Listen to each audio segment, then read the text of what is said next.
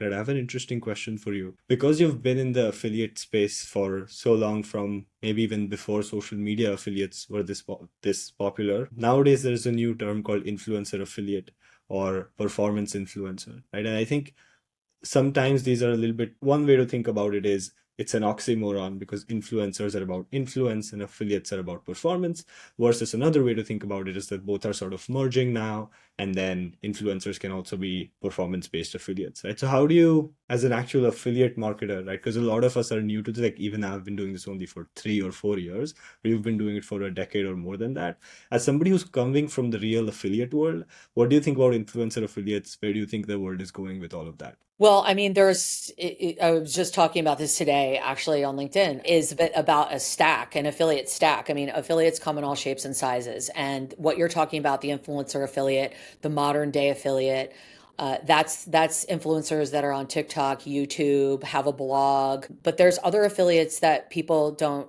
sometimes look at either. And that's more on the B2B side, where it's like coupon, cashback, loyalty sites. I'm not advocating that you get together with those types of affiliates unless it's appropriate for your brand, unless it works for you, unless you're highly, highly selective.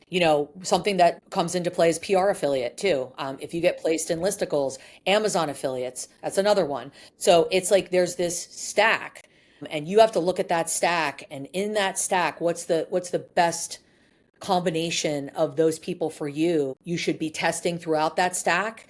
You should be finding and leaning in with those people that are really performing for you. So there's a lot to know. It's not just an influencer affiliate. I mean, here's the thing, the biggest question we get all the time. How is an influencer and affiliate different? Okay, well there is a very stark difference, right? So if you're a straight up affiliate person, you get paid on performance. If you're a straight up influencer, then you get paid for the content that you create, that the brand and on partnerships. Can they be one and the same? Heck yeah. They could totally be one and the same. They could be a hybrid. Hey, influencer, we've been paying you for a little while and you're really driving some traffic. So let's give you some commission and let's back down like our fee that we're paying. Very much a great arrangement. It's so flexible. It's no one program is the same. It's just super duper flexible.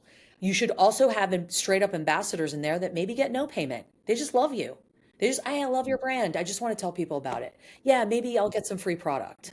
So the design of a program overall is really important for how it performs. Got it.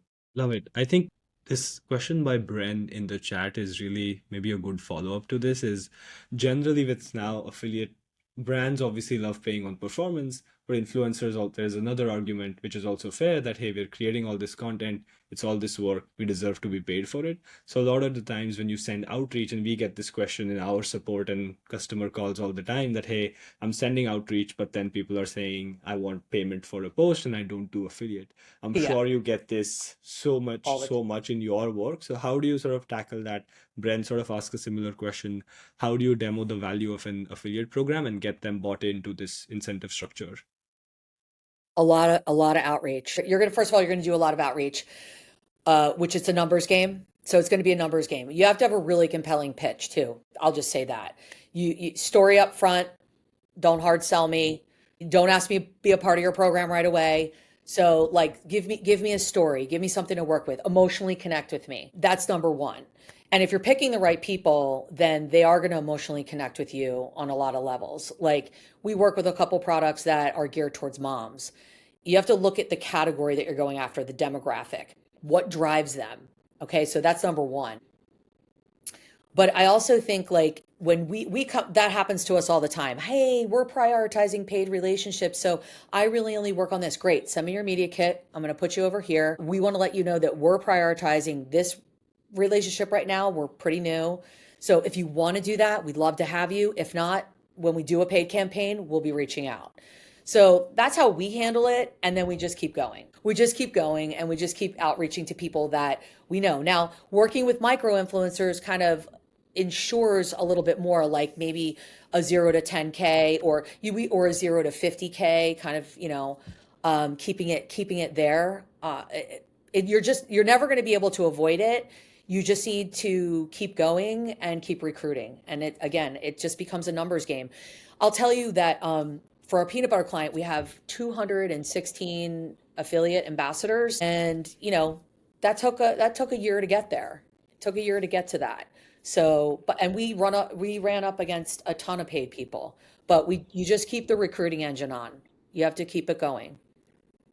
So I think answer to Yeah. that question is high volume outreach and compelling pitch, and then just be consistently doing that, and then eventually you'll hit the numbers. So I think you said an interesting thing. You said it took you about a year to get to a certain number of influencers or affiliates. And I think a lot of the times on social media, you see, hey, I got, 500 influencers to promote me in 3 months, or we made whatever, $2 million in sales with influencers or something like that. And I don't think I've heard you say this on some other podcasts as well, that this isn't necessarily very realistic and it doesn't set the right example for a lot of new brands that are getting into this. So I want you to paint a picture of what realistic is, and what do you think about this sort of rah-rah that goes around on LinkedIn and Twitter about some of these affiliate programs? Yeah, I see a lot of that, and I think it's great, to toot the horn of the successful partnerships. I think you could be setting yourself up a little bit for like everyone thinking that that's the way it's going to be. Results not typical, right? So it's like, hey, I lost 20 pounds in a month. Results not typical. So, I mean, I think you just need to be really real. You have to be realistic about what your plan is. You have to have a strategy. Like, what does your strategy look like? It could, if it includes other things like ads, which is totally great. If you have other things that you're paying for, that are going to benefit your affiliate program, like that's a thing too. Of course, I'm not going to name names, but like I have seen some agencies work on like, hey, just pay me $500 and then we go out, but you have to spend $5,000 on ads.